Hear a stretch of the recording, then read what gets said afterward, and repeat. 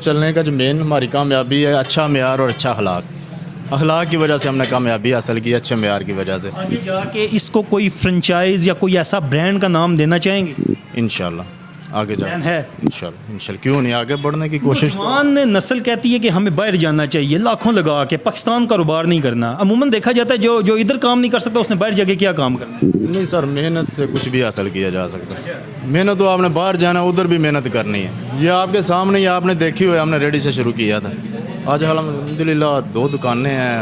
आज तक कोई ऐसा बंदा याद हो जब रेडी शुरू की थी तो उसने उस वक्त आपको कहा था यार वेरी गुड, आप बहुत अच्छा काम कर रहे हैं, मेहनत कर रहे हैं, एक वक्त आएगा कि आप ऑन द पीक होंगे?